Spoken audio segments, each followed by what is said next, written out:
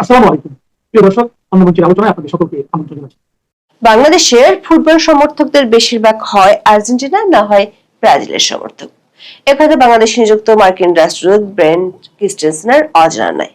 সেই বাংলাদেশিদের কাছে তিনি হঠাৎ করে পররাষ্ট্র মন্ত্রণালয়ে গিয়ে মন্ত্রীর সাথে বৈঠক করে মার্কিন ফুটবল দলের জন্য সমর্থন চাইলেন।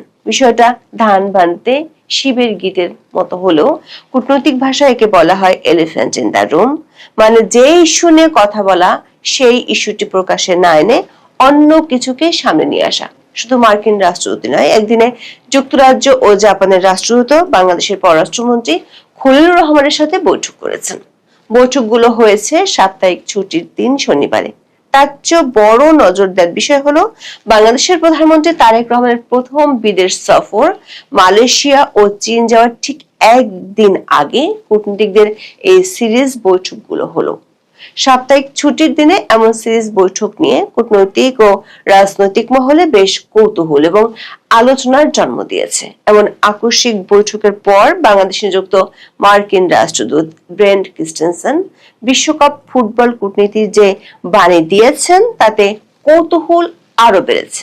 সংশ্লিষ্ট সূত্রগুলোর প্রশ্ন, শনিবার সাপ্তাহিক ছুটির দিনে বাংলাদেশে নিযুক্ত শক্তিধর দেশগুলোর কূটনীতিকদের এমন বৈঠক কি আকস্মিক, নাকি বাংলাদেশের প্রধানমন্ত্রীর চীন সফরকে ঘিরে, নাকি এমন কিছু সূত্র ধরে এই বৈঠকগুলো হয়েছে যেগুলো ঘটছে বাংলাদেশের বাইরে? একটি সূত্র বলছে তারেক রহমানের চীন সফরকে ঘিরে ন্যাটোর দেশগুলোর আপত্তি আছে। অন্য একটি কূটনৈতিক সূত্র বলছে ফ্রান্সে মোদি ট্রাম্পের বৈঠকের পর দিনই দিল্লিতে মার্কিন প্রেসিডেন্ট ট্রাম্পের দূত সার্জিও গোরের সাথে ভারতীয় স্বরাষ্ট্রমন্ত্রী অমিত শাহর একটি বৈঠক হয়েছে। মোদি জামানায় অমিত শাহের সাথে বিদেশি কোনো কূটনীতিকের এমন বৈঠক একেবারে দুর্লভ ঘটনা। আর ওই বৈঠকের মূল আলোচ্য সূচি ছিল দক্ষিণ এশিয়াতে সন্ত্রাসবাদ। আবার মার্কিন দক্ষিণ ও মধ্য এশিয়া বিষয়ক সহকারী পররাষ্ট্রমন্ত্রী পল কাপুর এখন দিল্লিতে আছেন। তার ঠিক একদিন আগে এনডিটিভিকে দেওয়া সাক্ষাৎকারে ভারতে নিযুক্ত ইসরায়েলি রাষ্ট্রদূত অভিযোগ করেছেন পাকিস্তান ও বাংলাদেশে হামাস কাজ করছে। ফলে চীন সফর নিয়ে ন্যাটোর আপত্তি, নাকি দক্ষিণ এশিয়াতে সন্ত্রাসবাদ নিয়ে ইসরায়েল, মার্কিন যুক্তরাষ্ট্র এবং ভারতের মাথা ব্যথা, কোনটি নিয়ে বিদেশি কূটনীতিকরা বেশ দৌড়ঝাঁপ শুরু করেছেন সেই আলোচনা চলছে কূটনৈতিক ও রাজনৈতিক পাড়ায়। বিস্তারিত জানতে চলুন যাওয়া যাক বিশ্লেষণে।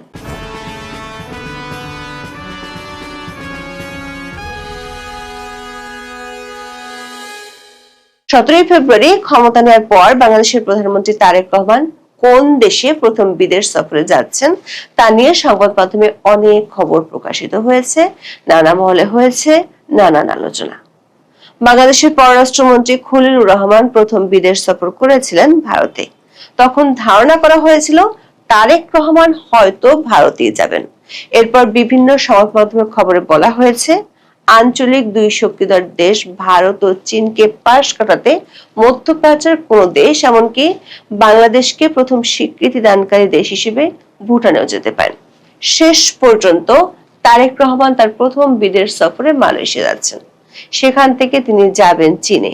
20 জুন পররাষ্ট্র মন্ত্রণালয়ে আয়োজিত সংবাদ সম্মেলন জানানো হয় মালয়েশিয়ার প্রধানমন্ত্রী আনোয়ার ইব্রাহিমের আমন্ত্রণে প্রধানমন্ত্রী তারেক রহমান রোববার বিকেলে কুয়ালালামপুরের উদ্দেশ্যে ঢাকা ছাড়বেন।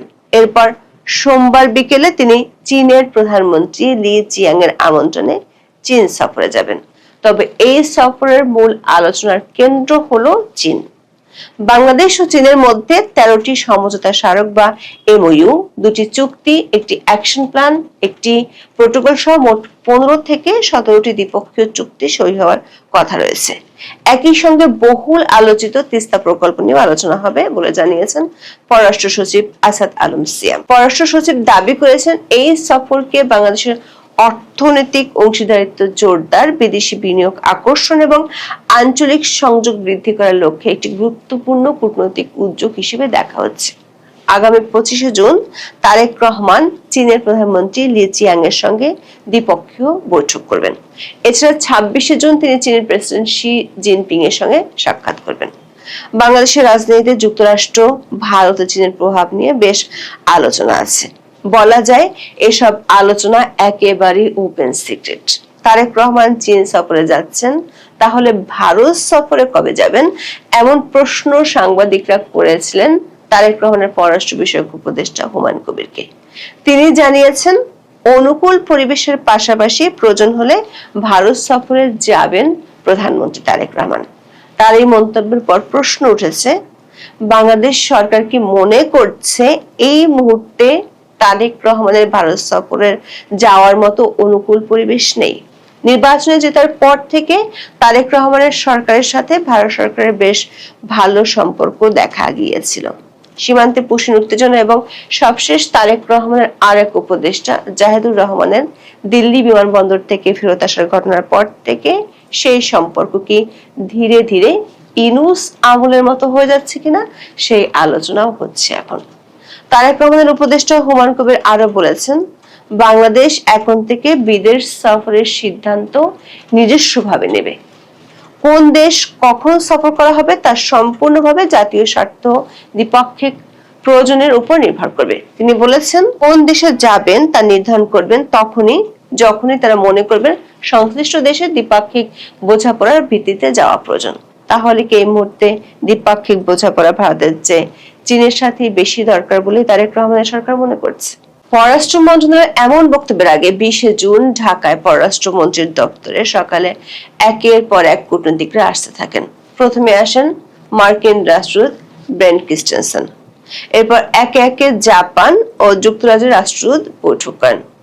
অনেকের ধারণা ছিল তারেক রহমানের চীন সফর উপলক্ষে বিশেষ কোনো বার্তা দিতে এশিয়া ও পশ্চিমা শক্তিধর দেশগুলোর রাষ্ট্রদূতরা মন্ত্রণালয়ে গিয়েছিলেন। বৈঠক শেষে বের হওয়ার পর সাংবাদিকরা ব্রেন্ট ক্রিস্টেনসেনের কাছে বৈঠকের আলোচনা সম্পর্কে জানতে চান, কিন্তু মার্কিন রাষ্ট্রদূত একেবারে কূটনৈতিক জবাব দিয়েছেন। ফিফা বিশ্বকাপে শুক্রবার রাতে অনুষ্ঠিত ম্যাচে অস্ট্রেলিয়াকে 2-0 গোলে হারিয়ে দ্বিতীয় পর্ব নিশ্চিত করে যুক্তরাষ্ট্র। বিশ্বকাপে পরপর 2 খেলায় যুক্তরাষ্ট্রের জয় 1930 সালে অনুষ্ঠিত প্রথম বিশ্বকাপের পর এটি প্রথম। খলিলুর রহমানের সঙ্গে বৈঠকের পর এ জয়ের প্রসঙ্গ ধরে রাষ্ট্রদূত ব্রেন্ট ক্রিস্টেনসেন বলেন, একটা খুব গুরুত্বপূর্ণ কারণে তিনি মন্ত্রণালয়ে গিয়েছেন। শুক্রবার রাতে বিশ্বকাপে অস্ট্রেলিয়ার বিরুদ্ধে দারুণ একটা জয় পেয়েছে যুক্তরাষ্ট্র এবং পরবর্তী পর্বে উঠেছে। সুতরাং তিনি পররাষ্ট্রমন্ত্রী ও সব বাংলাদেশিকে উৎসাহিত করতে এসেছেন যাতে সামনের দিনে বিশ্বকাপে যুক্তরাষ্ট্রকে সমর্থন করেন। সমর্থন চাওয়ার পর ব্রেন্ট ক্রিস্টেনসেন বলেন, দীর্ঘ মেয়াদে যুক্তরাষ্ট্রের উপর বাজি ধরলে আপনাকে হয়তো পস্তাতে হবে না। কূটনৈতিক বিশ্লেষকরা মনে করেন ব্রেন্টের এই কথার মধ্যে একটা কিন্তু লুকিয়ে আছে, কারণ তার এই বৈঠক তারেক রহমানের চীন সফরের একদিন আগে। তাহলে কি চীনের উপর বাজি না ধরে যুক্তরাষ্ট্রের উপর আস্থা রাখার বার্তায় দিলেন মার্কিন রাষ্ট্রদূত? তবে একাধিক কূটনৈতিক সূত্র থেকে মিলছে ভিন্ন তথ্য। এই সূত্রগুলো বলছে, গত কয়েকদিনে বাংলাদেশের বাইরে বেশ কিছু গুরুত্বপূর্ণ বৈঠক অনুষ্ঠিত হয়েছে, যেগুলোর বার্তা বাংলাদেশ সরকারকে পৌঁছে দিতে গিয়েছিলেন মার্কিন রাষ্ট্রদূত। বাণিজ্য চুক্তি নিয়ে দর কষাকষির পর ট্রাম্পের লাগামহীন কথাবার্তা, সবশেষ মধ্যপ্রাচ্যে 3 ভারতীয় নাবিক মার্কিন হামলায় নিহত হওয়াকে কেন্দ্র করে ভারত ও যুক্তরাষ্ট্রের কৌশলগত সম্পর্কে বেশ টান লেগেছিল। এমন পরিস্থিতিতে প্রায় 16 মাস পর ফ্রান্সের G7 সম্মেলনের ফাঁকে ভারতের প্রধানমন্ত্রী নরেন্দ্র মোদীর সঙ্গে দ্বিপাক্ষিক বৈঠক করেন মার্কিন প্রেসিডেন্ট ডোনাল্ড ট্রাম্প। বৈঠক শেষে সংবাদ সম্মেলনে স্বভাবসুলভ ভঙ্গিতে ট্রাম্প নরেন্দ্র মোদীর প্রশংসা করেন, ভারত সফরের প্রতিশ্রুতি দেন। এই বৈঠকের মধ্য দিয়ে দুই দেশের মধ্যে সাম্প্রতিক শীতল সম্পর্কের বরফ গলার ইঙ্গিত পাওয়া যাচ্ছে, এমন ইঙ্গিত দেওয়া হয়েছে বিবিসির এক প্রতিবেদনে। সেই বৈঠকের পর দিনই দিল্লিতে রেয়ার একটি বৈঠক অনুষ্ঠিত হয়েছে। বৈঠকটি হয়েছে ট্রাম্পের দক্ষিণ ও মধ্য এশিয়া বিষয়ক বিশেষ দূত এবং ভারতে নিযুক্ত সার্জিও গোরের সাথে ভারতের কেন্দ্রীয় স্বরাষ্ট্রমন্ত্রী অমিত শাহ। ভারতীয় সংবাদ মাধ্যম দ্য প্রিন্ট এবং এনডিটিভির খবরে এই বৈঠকটিকে রেয়ার বা দুর্লভ বৈঠক বলা হচ্ছে, কারণ ভারতের কেন্দ্রীয় স্বরাষ্ট্রমন্ত্রী অমিত শাহ বিদেশি কোনো দূত বা ডেলিগেটসদের সাথে বৈঠক করেন না। দুটো সংবাদ মাধ্যমের খবরে বলা হয়েছে, খুব দরকার না পড়লে অমিত শাহ বিদেশি দূতদের সাথে বৈঠক করেন না। সার্জিও গোর এতদিন দিল্লিতে থাকলেও তার সাথে অমিত শাহর বৈঠক হয়নি, কিন্তু ট্রাম্প মোদী বৈঠকের পর দিনই কেন সে বৈঠক হলো, এমন প্রশ্ন উঠেছে। আবার কোনো ধরনের সারা শব্দ ছাড়াই দক্ষিণ ও মধ্য এশিয়া বিষয়ক মার্কিন সহকারী পররাষ্ট্রমন্ত্রী পল কাপুর এই বৈঠকের একদিন আগে দিল্লিতে গিয়েছেন। বিষয়টি নিয়ে পল কাপুর নিজে টুইট করলেও তার এই সফরের বৈঠকগুলো হচ্ছে গোপনে। সার্জিও গোর এবং অমিত শাহ দুজনের টুইটে বলা হয়েছে, বৈঠকের 1 নম্বর আলোচ্য ইস্যু হলো আঞ্চলিক সন্ত্রাসবাদ দমন। ভারতীয় গণমাধ্যমের খবরে বলা হচ্ছে, বিষয়টি গুরুতর ও জটিল হওয়ায় অমিত শাহ এমন রেয়ার বৈঠক করেছেন। তার ঠিক একদিন আগেই ভারতীয় সংবাদ মাধ্যম এনডিটিভিকে দেওয়া সাক্ষাৎকারে ভারতে নিযুক্ত ইসরায়েলি রাষ্ট্রদূত রিওভেন আজার অভিযোগ করেছেন, পাকিস্তান ও বাংলাদেশে হামাসপন্থী কার্যকলাপ চলছে। ওই সাক্ষাৎকারে আজার দাবি করেছেন তারা এই সংক্রান্ত নথিপত্র ভারত সরকারকে দিয়েছেন। কূটনৈতিক সূত্রগুলো বলছে, বিশ্ব কূটনীতিতে ইসরায়েল ও আমেরিকা হরিহর আত্মা। আবার গোর হচ্ছে ট্রাম্পের কাছের বন্ধু। গোর এবং অমিত শাহর বার্তাতে উঠে আসছে আঞ্চলিক সন্ত্রাসবাদ নিয়ে, যেটি ইসরায়েলের নতুন কনসার্ন।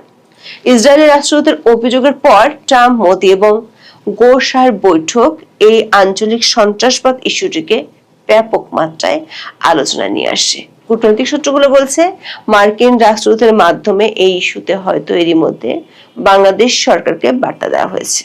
কূটনৈতিক বিশ্লেষকরা মনে করেন, চীন মার্কিন দ্বন্দ্বের কথা সবাই জানে, আর তারেক রহমান চীন সফরে যাচ্ছেন সেটিও আগে থেকে জানা। তাই তার সফরে ঠিক একদিন আগে, তাও আবার ছুটির দিনে, 3 দেশের রাষ্ট্রদূত শুধু চীন সফরের বিষয়ে কথা বলার জন্য পররাষ্ট্র মন্ত্রণালয়ে ছোটার কথা নয়।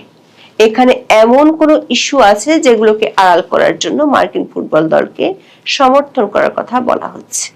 এখন এ পর্যন্ত। সবাই ভালো থাকুন, সুস্থ থাকুন, নিরাপদে থাকুন। দেখা হবে আগামী পর্বে।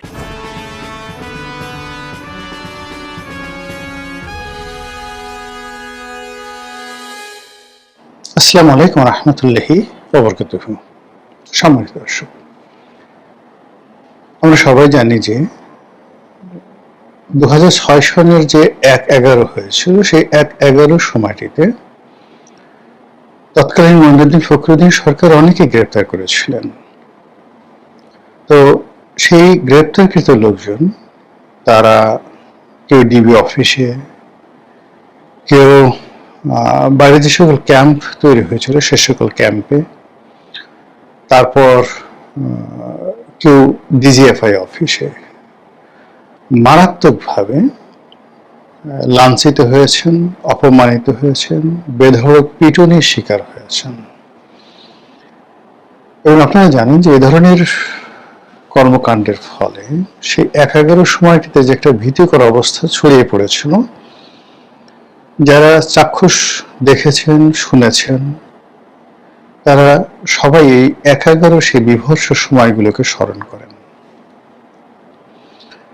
1/11 সময় আরাফাত রহমান কোকো এবং তারেক রহমান সাহেব দুজনকে গ্রেপ্তার করা হয়েছিল, যেটা ব্যাপকভাবে প্রচারিত বা লোকজনের মধ্যে যেটি মানে মুখে মুখে ভাসছে, সেটি হলো 1/11 কুশীলবদের নির্যাতনে আরাফাত রহমান কোকো মারাত্মকভাবে অসুস্থ হয়ে পড়েন এবং সেই নির্যাতনের কারণে তিনি মূলত মারা যান। তিনি পরবর্তীতে কিছুদিন জীবিত ছিলেন, কিন্তু ওই 1/11 সময় তার উপর যে ধকল গেছে বা যে ধরনের পিটুনি গেছে, সেই পিটুনিটা তিনি আসলে ধারণ করতে পারেননি। এটার পক্ষে বিপক্ষে, তার শারীরিক সুস্থতা অসুস্থতা নিয়ে নানা রকম কথাবার্তা রয়েছে। আমরা সেদিকে যাব না, তিনি যেহেতু প্রয়াত। কিন্তু যিনি জীবিত আছেন, তারেক রহমান সাহেব, আমরা প্রথম থেকেই জানি যে তাকে ফ্যানের সঙ্গে ঝুলিয়ে পেটানো হয়েছে, এরকম ছবি ইন্টারনেটে ট্রল হচ্ছিল। যখন পরিস্থিতি শেখ হাসিনার পক্ষে ছিল, তারেক রহমান সাহেবের বিপক্ষে ছিল, তখন বলা হতো যে আসলে ঠিক আর্মি যে তাকে পিটিয়েছিল, মূলত আর্মির ক্রোধ ছিল, ক্ষোভ ছিল। মঈনুদ্দিন ফখরুদ্দিনের নেতৃত্বে ডিজিএফআই থেকে শুরু করে অন্য যে সকল কর্মকর্তারা তার উপর নির্যাতন করেছিলেন, মোটামুটি সবাই তারেক রহমান সাহেবকে পছন্দ করতেন না। এই গেল একটা পক্ষ। আর এক পক্ষ বলতেন যে তার প্রতি নির্দয় আচরণ করা হয়েছে, নিষ্ঠুর নির্মমতা প্রদর্শন করা হয়েছে। তিনি সাবেক প্রধানমন্ত্রী, সাবেক রাষ্ট্রপতি, সাবেক সেনাপ্রধানের সন্তান। তিনি কোনো রাজনৈতিক পোর্টফোলিও ধারণ করতেন না। সরাসরি তার বিরুদ্ধে এরকম কোনো ক্রিমিনাল কেস, যেটাকে বলা হয় মার্ডার কেস, অন্যকে মেরে ফেলা, হত্যা, গুম, এই জিনিসগুলো ছিল না। তিনি হাওয়া ভবন পরিচালনা করতেন, রাজনৈতিক কর্মকাণ্ড করতেন, চাঁদাবাজির অভিযোগ ছিল, দুর্নীতির অভিযোগ ছিল, কিন্তু মানে ঠিক মানুষ মেরে ফেলা, গুম করা, এই জিনিসগুলো তার বিরুদ্ধে ছিল না। ফলে এরকম একজন মানুষকে আপনি আইনের আওতায় এনে তাকে বিচার করতে পারতেন, তাকে সাজা দিতে পারতেন, কিন্তু তা না করে তাকে যেভাবে পিটিয়েছেন, মেরেছেন, এটা কোনো অবস্থাতেই সভ্য দুনিয়াতে হয় না। এটা অনেকে বলার চেষ্টা করছেন। এইভাবে তারেক রহমান সাহেব যতদিন দেশের বাইরে ছিলেন, তার এই যে গ্রেপ্তার করা, একাগারের সময় তাকে পিটিয়ে পিটিয়ে অসুস্থ বানিয়ে ফেলা, এই বিষয়গুলো মানুষের মুখে মুখে ভাসছিল, কিন্তু তিনি কখনো মুখ ফুটে এই ধরনের কোনো কথাবার্তা বলেননি। ক্ষমতায় আসার পর বা ক্ষমতায় আসার আগে হঠাৎ করে চরমনাই পীর সাহেবের সঙ্গে বা ইসলামী আন্দোলনের সঙ্গে বিএনপির সম্পর্কটা খারাপ হয়ে যায়।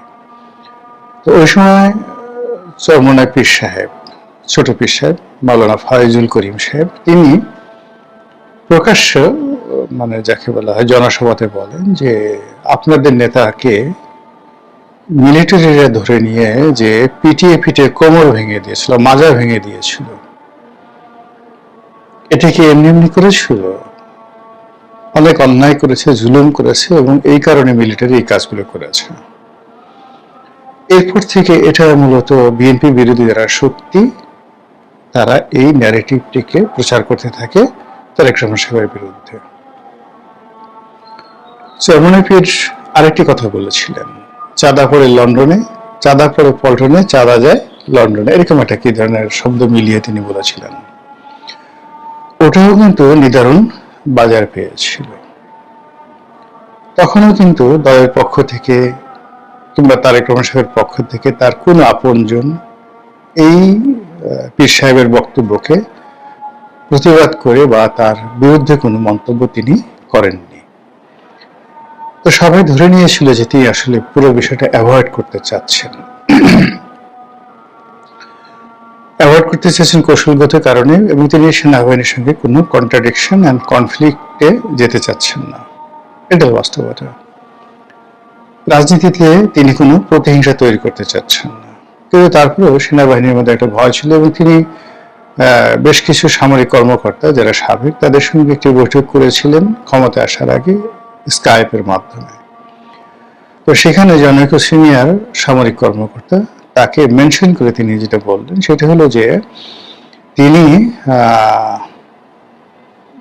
কোনো এক সময় ওই সামরিক কর্মকর্তার সঙ্গে ছোটকালে বা যে কোনো এক সময় মন্দ ব্যবহার করেছিলেন, and he sorry for that. তো এটা নিয়ে কিন্তু অনেক আলাপ আলোচনা হয়েছিল, এবং সবাই এই কথাটা মানে তারেক রহমান সাহেব না বললে ভালো হতো, এটা তারা বোঝাচ্ছে যে তারেক রহমান সাহেব আসলে মূলত খারাপ ব্যবহার করতেন মানুষের সঙ্গে। আর দ্বিতীয়ত হলো এরকম একজন সিনিয়র জেনারেল, তার সঙ্গে তার পর্যায় থেকে তিনি যদি শৈশবে খারাপ ব্যবহার করে থাকেন সেটা ভেরি ডেঞ্জারাস। আর তার যখন ক্ষমতা ছিল, হাওয়া ভবনে তিনি বসছেন, তখন যদি তিনি এই আচরণ করে থাকেন সেটাও ডেঞ্জারাস। মানে একটা হলো সেমি ডেঞ্জারাস আর একটা হলো ভেরি ডেঞ্জারাস। শৈশবের ধরেন আপনি একদম একটা শিশু বা একটা কিশোর, আপনি ইন্টারমিডিয়েট পড়েন, তখন আপনি কথা নাই বার্তেন একজন মেজর জেনারেল, একজন জেনারেল, একজন কর্নেল, একজন ব্রিগেডিয়ারকে অপমান করেন, এটা ভীষণ রকম একটা দুঃসাহসিক কর্মকাণ্ড। আবার সেই তুলনায় ধরেন আপনি প্রধানমন্ত্রীর ছেলে, হাওয়া ভবন চালান, সেই অর্থে আপনি একজন জেনারেলকে অপমান করলেন, সেটা আবার ভিন্ন একটা বিষয়, কিন্তু দুটোই খারাপ। তো সেই অর্থে যখন তারেক রহমান সাহেব নিজ মুখে এই কথাটা বললেন, অ্যাজ ইফ বিএনপি যারা লোকজন তারা মনে করলেন যে তিনি ভালো হয়ে গেছেন, তিনি অনুতপ্ত এবং তিনি আর এই কাজ জীবনে করবেন না, এবং এটা ভালো হয়েছে। আর বিপক্ষরা যারা বললো যে এই সময় জাতির সামনে কথাটা না বললে ভালো হতো, যে ভদ্রলোক মানে যেই জেনারেলকে তিনি উদ্দেশ্য করে বা সিনিয়র অফিসারকে উদ্দেশ্য করে তিনি এই কথাটা বললেন, মূলত তাকে তিনি প্রকাশ্য দরবারে বেইজ্জতি করলেন। প্রথম দফায় তিনি বেইজ্জতি হয়েছেন যখন তার সঙ্গে খারাপ আচরণ করা হয়েছিল।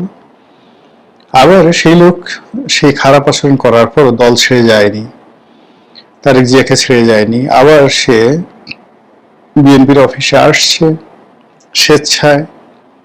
কেউ হয়তো জানতো না সেই ঘটনা, এখন সবার সামনে তিনি বলে দিলেন যে আপনার সঙ্গে আমি খারাপ ব্যবহার করেছিলাম, I am sorry. It means যে লোকটি, সেই লোকটি আসলে তার আত্মমর্যাদা বোধ নাই, লজ্জা নেই, শরম নাই, বেহায়া প্রকৃতির মানুষ। এতটা বেহায়া না হলে আগে একবার মানে যাকে বলে অপমানিত লাঞ্ছিত হওয়ার পর আবার সে দ্বিতীয়বার অপমানিত হওয়ার জন্য আসছে। এই বেহায়ার কপালে আসলে এরকমই থাকা উচিত। এই ধরনের সমালোচনা কিন্তু বিভিন্ন মানুষ বলার চেষ্টা করেছেন। এনিওয়ে, সেই ঘটনা চলে গেছে। এরপর নাটকীয়ভাবে বিএনপি ক্ষমতায় এলো, তারেক রহমান সাহেব প্রধানমন্ত্রী হলেন।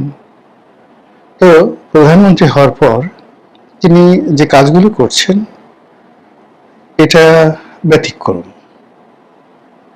মানে ইতিপূর্বে কখনো কোনো প্রধানমন্ত্রী এরকম নরম ভাষায় কথা বলেননি, এরকম সাদা সিধে চলেননি, অনাড়ম্বর চলেননি, তারপর কারো সাথে নেই, পাশে নেই, কারো বিরুদ্ধে কোনো মন্দ কথা বলছেন না, ইত্যাদি ইত্যাদি প্রশংসনীয় অনেকগুলো জিনিস আছে। কিন্তু তলে তলে কাজ যা হওয়ার সব হচ্ছে। বিএনপির নামের যে দলটি, সেই দলটির সঙ্গে যারা সুবিধাভাগী বা সুবিধাভোগী যারা বা সুবিধাবাদী যারা, তারা ব্যাংক, বিমা, সরকারি অফিস, আদালত থেকে শুরু করে নদী খেকো, মাটি খেকো, পদ্মা সেতুর যে পিলার, সেই পিলারের গোড়া থেকে অমানবিকভাবে ট্রাকের পর ট্রাক মাটি নিয়ে ইট ভাটায় বিক্রি করে দেওয়ার মতো দুর্বৃত্ত এই বিএনপিটা আছে। মানে কতটা নির্মম আপনি চিন্তা করেন। তো প্রধানমন্ত্রী যতই ভালো কথা বলুন না কেন, এটার একটা মার্কও তার খাতায় জমা হবে না যতক্ষণ না পর্যন্ত তার লোকদেরকে তিনি নিয়ন্ত্রণ করতে না পারবেন।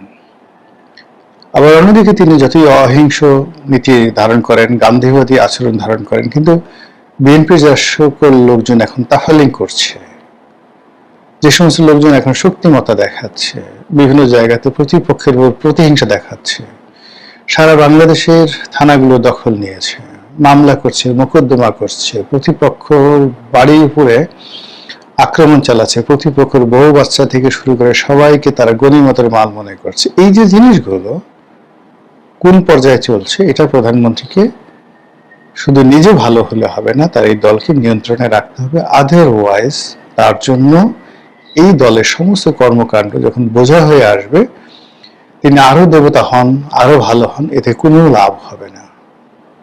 তো যেটা বলছিলাম যে তিনি সাম্প্রতিক সময় একটি কথা বলেছেন, যে কথাটা আপাত দৃষ্টিতে আপনার কাছে মনে হবে খুব উদার। তিনি বলেছেন যে আমার পিঠের হাড়, একটি হাড় এখনো বাঁকা হয়ে আছে, সেটা ঠিকমতো জোড়া লাগেনি। মানে তাকে মেরে পিটিয়ে পিঠের হাড়, মেরুদণ্ডের যে হাড়, এটা ভেঙে দেওয়া হয়েছিল। পরবর্তীতে এটা জোড়া লেগেছে বটে, কিন্তু বাঁকা হয়ে আছে। এবং আপনি জানেন যে হাড় খুব সেন্সিটিভ, এটি কোনো কারণে যদি একটু বাঁকা হয়ে থাকে তাহলে প্রচুর পেইন দেয়। আপনি আপনার দাঁতের মধ্যে ছোট্ট একটা জিনিস দেখবেন, দাঁতের কোনায় এক সুতা পরিমাণ দাঁত একটু চোখা হয়ে আছে, ধারালো হয়ে আছে, আপনার জিহ্বা কেটে যাবে, গাল কেটে যাবে, আপনি খেতে পারবেন না, অসুস্থ। সেক্ষেত্রে মেরুদণ্ডের একটা হাড় যদি সত্যিকার বাঁকা হয়ে যায়, তো জোড়া ঠিক মতো না লাগে, সেটার পেইন ভুক্তভোগী ছাড়া বুঝতে পারে না। তো সেই কথা তিনি উল্লেখ করেছেন মূলত পাবলিক সেন্টিমেন্ট পাওয়ার জন্য। দ্বিতীয়ত তিনি যে উদার, যে এই বেদনা কষ্ট ধারণ করার পর তিনি বলছেন যে আমি হয়তো প্রতিশোধ নিলে আমার তো এই হার ঠিক হবে না, যেটা আছে সেটাই, ফলে এগুলো দরকার হবে না। এই কথাগুলো তিনি বলছেন বটে, কিন্তু তার দ্বারা প্রতিপক্ষ তারা যে মেসেজ পাওয়ার, সে মেসেজ তারা পেয়ে গেছে। সেটা হলো, তিনি এই কথাগুলো ক্ষমতায় আসার আগে কেন বলেননি?